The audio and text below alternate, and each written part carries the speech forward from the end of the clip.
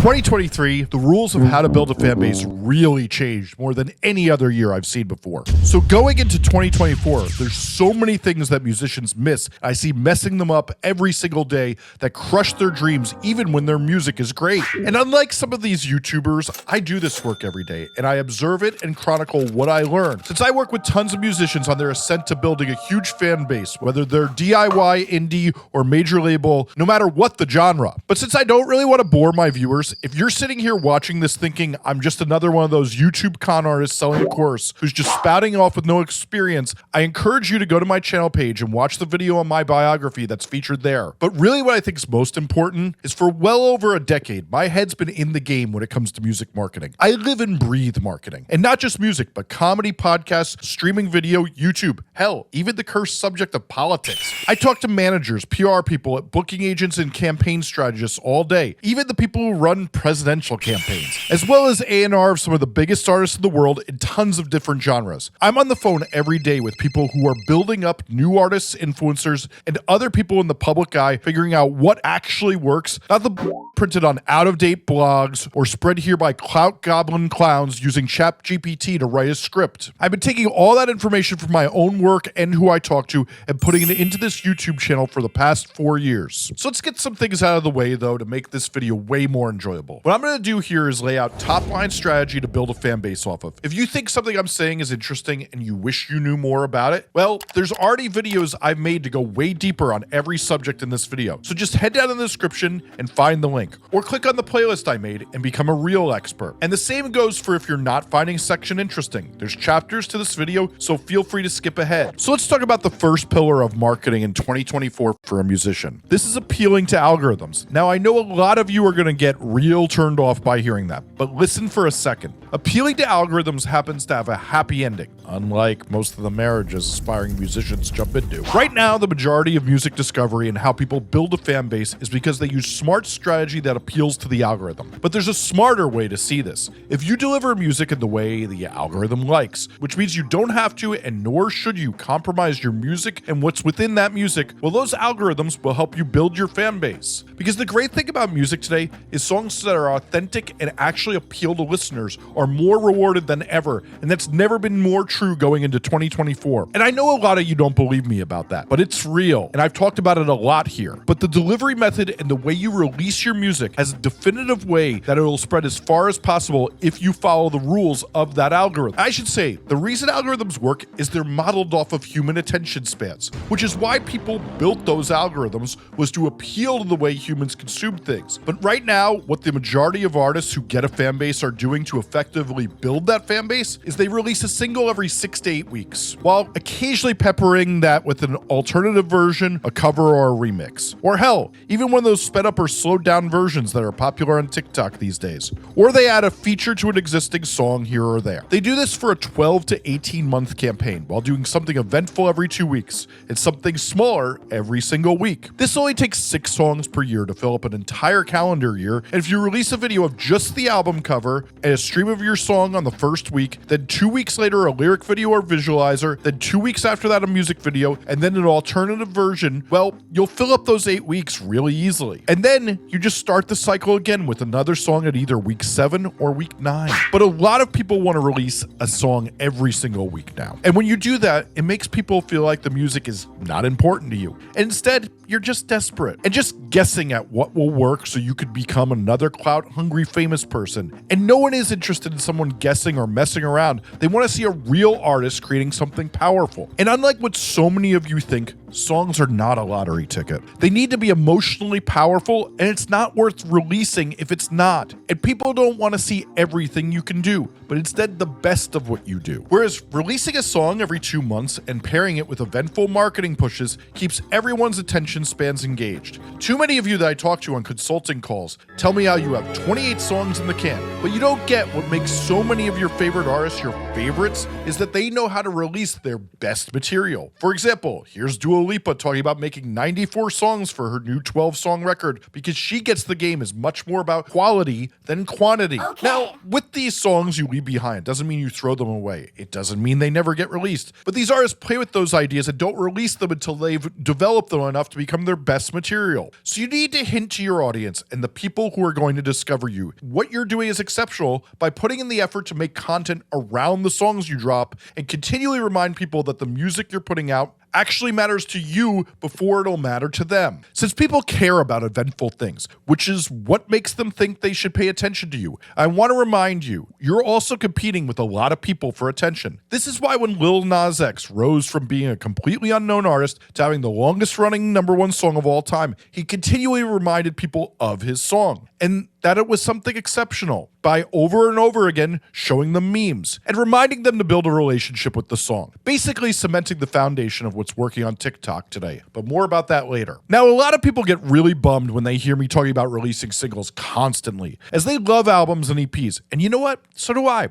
I was listening to some while I wrote this script, but you have to see EPs and LPs and mixtapes as what builds deeper relationships with fans who start to like you. It makes them think about you more and more and feel close to you, and you should release them from time to time after a string of singles. And the deeper that relationship is, the more likely they are to come see you live, buy your merch, and engage with you on socials. And most of all, never shut up to their friends about you, which is how you get fans. But we need to see it this way, that singles are what lures people in. Much like that sample of the chicken or tofu at the Chinese food stall that they give out for free in the mall courtyard, they hope to lure you in at the counter and for you to then buy a pound of it. And then they hope you'll keep coming back. And doing that each day after you've tasted how good it tastes from that one free sample is the real goal here. And we have to see albums and singles as two different things. Singles offer the opportunity to bring in enough people that they're going to go through your album or back catalog and actually get to know you and develop a relationship with your music. And right now, algorithms only spread singles, not albums, so that's what you have to deal with. Because the way Spotify is designed and people's attention spans work in a similar way, it's that the more singles you release of quality material, the more chances people will have to take in your album and back catalog.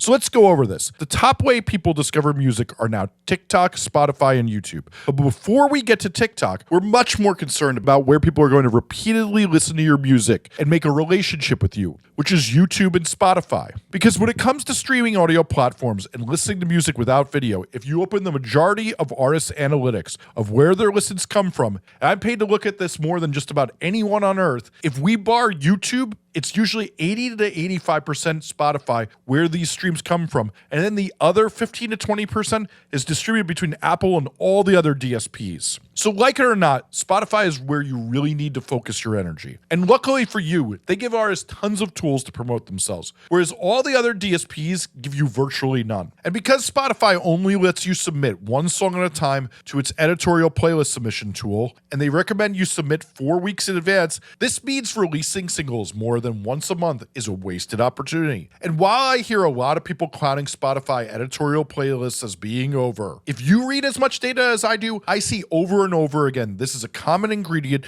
in the musicians who blow up, as well as the key first ingredient in how an artist starts to break. It's still one of your greatest chances to have your music discovered by a lot of people is through editorial placements on Spotify. So you're basically failing yourself if you don't follow Spotify's guidelines and give that song a chance. It's still one of your greatest chances to have your music discovered by a lot of people is through editorial placements on Spotify. So you're basically failing yourself if you don't follow Spotify's guidelines and give that song a chance. But let's also keep in mind, it takes weeks for some songs to spread on TikTok. So pushing out different songs constantly doesn't benefit you, since you need to be concentrating on drilling an earworm into people's ears, since we're in what I call right now the earworm era of music promotion. And while editorial playlists are the biggest ones, we have to remember Spotify puts the artists who get on user playlists on their editorial playlists. So it's important that after your song is released, you then pitch it to other playlists. But there's an important part of the Spotify game to keep in mind, and that's trying to get into the algorithm. So you get on Discover Weekly and Release Radar. And to do that, you need to keep your popularity score high. And that happens by driving as many ears that will potentially like your song as early as possible to your song. But now's a good time to mention that for that work, you need to have a high quality algorithm. What I hear all the time from artists is they are doing blah, blah, blah to stimulate the Spotify algorithm, particularly ads. But what I see over and over again is unless you build your fan base and train the algorithm in an organic way, these people who build with ads hit a point where they find it nearly impossible to grow. Whereas the artists who do the work I talk about in my video on building community and build connections with the artists most similar to them grow wildly while they sleep, since the algorithm is programmed to show them to the right people and doesn't die the second they stop paying for ads or get dropped from a playlist, but instead keeps recommending them to new people continuously. And I have a lot more to say about this in other videos that are linked in the description if you want to learn more. But truly your mission when you first release a song is to try to get as many ears to your song as possible that are familiar with you and already like you, or have the potential to like you because they like your genre of music. Not a bunch of strangers, not a bunch of randos, and definitely not a bunch of bots. But there's another platform we have to consider, which is YouTube, which not only helps with music discovery, it's also where you can build relationships with fans best. Since we all know a great music video could be what tips you to be so blown away by what you're listening to and watching that you send it to a friend. So here's a good example of why YouTube is so important. We've all been through this where we maybe hear a song on TikTok and then pop it on Spotify or YouTube after, and then we'll hear it again a few months later after we stopped listening to it and realize we forgot about it and never rinsed this song as much as we would have. But when we watch a great video, what we see over and over again when we look at data is you remember that artist more, and you also share the video when it has an impact on you, which converts new fans while getting the ones who watch the video more invested in you. I can think of numerous times in the last few weeks when I watched this sick video from Jersey of them DJing. I sent it to a ton of people. Or Harmony's shoplifting from Nike, which I passed on to a bunch of friends I knew would like it. I see this in analytics. Since Spotify and YouTube both have analytics to show you who it turns into die-hard fans and gives your music repeated listens. And those ones tend to correlate with the people who make good videos since they always have higher numbers. And this is important too because YouTube rewards those who are uploading weekly or bi-weekly, which is a little bit of a conflict with what I told you about Spotify. So putting up behind the scenes, playthroughs, vlogs, lyric videos, single screen videos of your song helps the algorithm favor you. It serves you to more fans while feeding the attention spans of fans who are starting to grow a relationship with you as you put up different versions of your song into their algorithm while keeping Spotify to be much more highly curated. And this is also why doing my release plan where we put up a video of just the album art, then the lyric video or a visualizer, then your music video works so well. Especially if you then pepper in an alternate version, this all helps you serve another video every 2 weeks. So maintaining consistent, sustained promotion by posting a video not only helps you algorithmically, it helps audiences see you're regularly feeding them, and that you're an eventful artist who fans should be paying attention to. And when you regularly entertain your audience and stay on top of their minds, fans inherently tell their friends about you because they remember you, and then they talk about you on social media because it's by nature humans seek out commonality in each other and want to bond over what they enjoy. Doing this not only appeals to the algorithm, it reminds fans to grow relationships with you, so they're thinking about you more and more and want to go deeper with you. But I know what you're thinking. Oh, Jesse, what does it matter? No one's paying attention to me anyway. Truly, the greatest thing about algorithms is instead of some gatekeeper choosing you like how every other artist used to have to break through, if you use smart strategy, you can draw connections between you and other artists algorithmically, and then have the platform push you to those other artists. I made a video on how collaborations, remixes, features, and split releases are the greatest marketing opportunity in the history of music, and you should really watch it, as it's linked below. And these connections not only introduce you to another artist fan base, but they live on another artist page, potentially forever, continually growing your fan base as the artist also makes new fans and vice versa. But there's an added algorithmic benefit to this. You end up in the release radar and discover weekly of that artist. I've talked to the managers of some of the larger artists I know who say this can help a lot more than getting on the biggest playlists, especially those artists who are regularly doing collaborations, since they have lots of algorithmic ties. But the benefits of this do not stop at YouTube and Spotify. One of the things musicians seem to forget, the way Instagram and TikTok algorithms learn to recommend you is the algorithm looks at when two artists are tagged together and mentioned together. And when that happens regularly, like when you're playing small shows together all the time with another artist or do a song with another artist, the algorithm ranks how often this is happening between the two of you and then recommends you to one another's audiences. This, in addition to some music genome methods the streaming services have, is just about the only way an algorithm knows to link you to someone else. So if you're one of those people who's always complaining that the algorithm doesn't pick you up, this is what you need to be doing. And this is why not being an island to yourself matters. You need to be regularly tagging and doing things with other artists to help you grow. But what does that mean practically though? Doing features, collaborations, remixes, as well as split releases, and making sure you tag properly on Spotify and YouTube, you'll link to those other artists to get you on Spotify radio playlists, as well as Discover Weekly and Release Radar playlists. And then doing Music Plus Talk DJ sets on Spotify or radio shows and tagging the artists on Instagram and Twitter can help those sites spread you and link you to them algorithmically, as well as messaging other artists and socializing on Twitter can help you get seen by their fans. And the same goes on TikTok. Now, before you get any big ideas though, the key with these algorithms is they work at scale. Meaning if you're just doing this with Drake and tagging him all day, it's not going to tie you to him. There's too much other competition. But this right here is why knowing your community and working with other artists of your size and doing this with artists who are just a bit above you in fan base size is the key to growing, which is why you really need to know your community, which is why I emphasize this over and over again on this channel. So you're probably wondering how you find your community and use it to leverage your fan base. And instead of going into great detail on that, you need to watch that longer video on that. I instead want to show you how it plays with the other pillars of what I'm talking about here. I just explained why knowing who the other smaller artists in your community is important. So doing as much research about your community will show you the other artists you should be creating a connection together with. So the algorithm knows who to serve you to the fans of. But community work goes way deeper than algorithms. This is actually about people and connection to them. And I know I said that last part was about people too, but this is even more so. Knowing where the people in your microgenre, your local scene, etc. congregate, whether it's the clubs, Discord chats, or introductions you get from other people you've met, is how you meet the people who open doors for you and connect you to the right people. So often the artists who grow are the ones who are most engaged in their online communities, since the people who are in those communities are tomorrow's tastemakers, playlisters, or A&R of a cool label. And knowing your community allows you to know who the best mixer or director in your price ranges in your community to make you level up. And if you're just trying to get signed, one of the most common ways that happens is by working with the mixers, mastering engineers, and photographers and directors in your community. And then they share the work they do with you on their socials. And all the A&R they work with and follow them see your name and your song. And if you have a great song, well, that's how managers and label relationships often start. I see it all the time. Great. So you need to be taking the time every single day to understand your community. And truly one of the things I see that's different between whether people are growing faster or not is whether they've done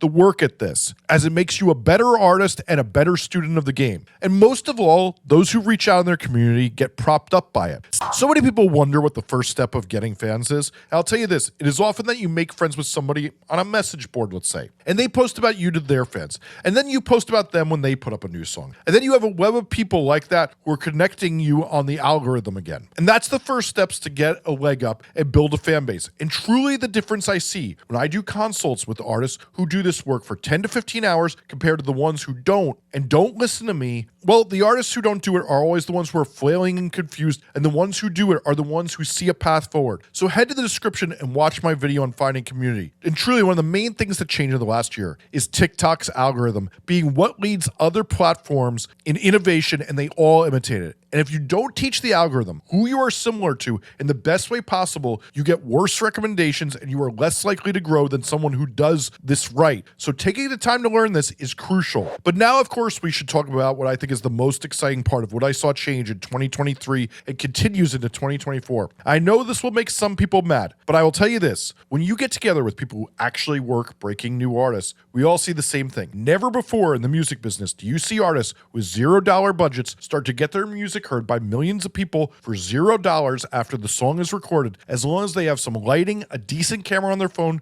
and study how to do TikTok and the nuances of it so they can blow up for no money. Since we're now in the earworm era, where if you're pushing your song over and over again and it gets in people's heads, that converts to listens and converts into people's dreams coming true. So I'll make this as short as I can. When we talk about having a great algorithm, what TikTok, Instagram, Reels, and YouTube Shorts allow you to do is make algorithmic connections on those platforms to get introduced to fans who are likely to like you, but then also send the ones who like you to Spotify, Apple Music, and YouTube to then strengthen those algorithms, since the fans who will jump to another app out of enthusiasm to your song are the best fans to build off possible, and the ones you want building your algorithm, not the ones from ads. So I'll be straight with you. Right now, if you're a broke musician with time on your hands, studying the moving target of what's working on TikTok and getting good at making videos and editing in their app CapCut offers the greatest chance of changing your life and building a fan base I or anyone else I know has seen. So make a new account just to watch TikTok and study. Click not interested whenever you see some person commenting on weird food or whatever, and heart and follow every time you see a musician. And in 2 hours, the For You page will only serve you inspiring musicians. Take notes and then make your own content and keep trying to level up. The people who do best on TikTok are the ones who keep repeating similar content and getting better and better at it, who do both lo-fi content, somewhat edited content,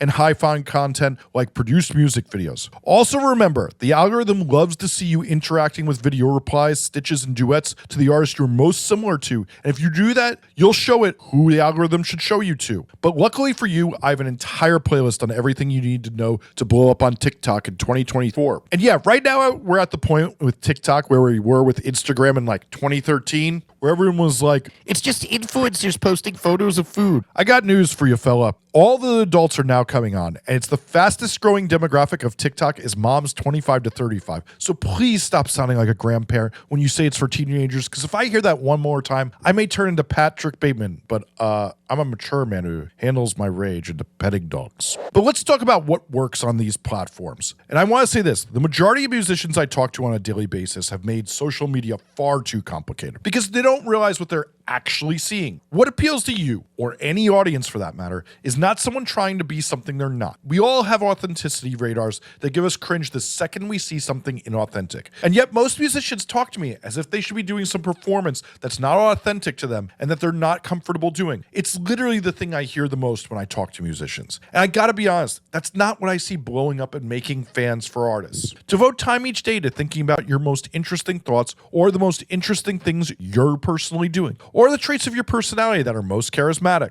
and then how you can use them to build relationships with fans by showing them who you are on social media. The honesty and vulnerability you express in your music paired with doing that on social media is what people actually latch onto these days. And if you show them that, they want to get to know you better and listen to your music. So many musicians think something is contrived or coached that they see from big artists, when really, the huge artists that you admire, what they're doing is being themselves. You just don't like it. Because they know this, and it's been drilled in their head, and they've thought long and hard and probably talked a lot about themselves with their team, and they're developed so well how to show themselves to the world, because it's a muscle you need to exercise or else you're going to be bad at it. I hear so many people say, I'm just not good at this. Yeah, you haven't done the exercise yet to get good at it. And by being in the habit of anytime something interesting comes to your mind or in line with the artist's image you want to project, well, your favorite artists know how to share that because it's a muscle they're using every single day. And really, each day think about how you tell stories and thoughts in an authentic way